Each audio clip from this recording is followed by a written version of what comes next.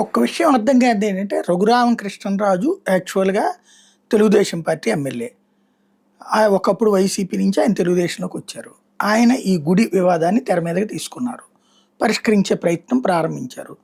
అప్పుడు దాడి జరిగింది. ఇనప మేకులతో దాడి జరిగింది. ఈ సందర్భంలో ఇప్పుడు వెళ్ళినటువంటోళ్ళు జనసేన కార్యకర్తలు, హిందుత్వ సంఘాలు. తెలుగుదేశం నాయకులు ఏమైపోయారు? జిల్లాలో ఉన్న నాయకులు. ఎందుకు వెళ్ళలేదు? అంటే దళిత క్రైస్తవులు ఓట్లు పోతాయనే అంత భయమా? అంటే అంతగా ఇప్పుడు గుడిని హిందువులైతే మనకు ఎట్లాగో ఓటేస్తారులే అన్న ధైర్యమా? నిజంగా అయితే హిందువులు అక్కడ మనం చైతన్యపరచాలి కదా.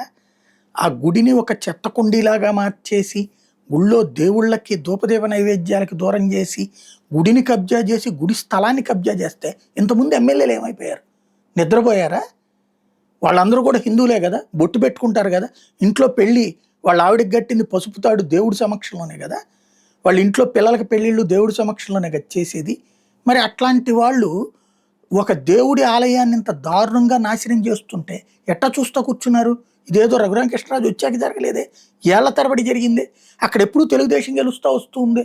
మరి ఏమైపోయారు ఆ ఎమ్మెల్యేలు అందరూ? ఇప్పుడు వాళ్ళందరూ ఎందుకు రఘురామకృష్ణరాజుకి తోడు నిలబడరు?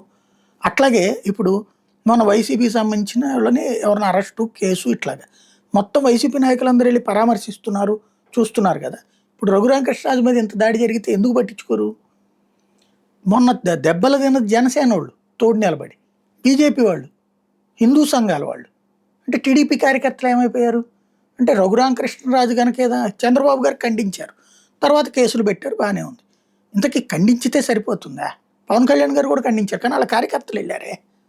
ఇప్పుడు అక్కడ జరుగుతున్నటువంటి వ్యవహారానికి సంబంధించిన దాంట్లో ఎందుకు ఓన్ చేసుకోవట్లేదు? రఘురామ చేసినది సక్సెస్ అయితే పార్టీకి ఓను, అతని వల్ల కనుక ఏది దళిత క్రైస్తవులు ఓట్లు పోతాయి అనుకుంటే అది రఘురామ తప్పించి మాకేం సంబంధం లేదని ఎక్స్ప్లెయిన్ చేయడం.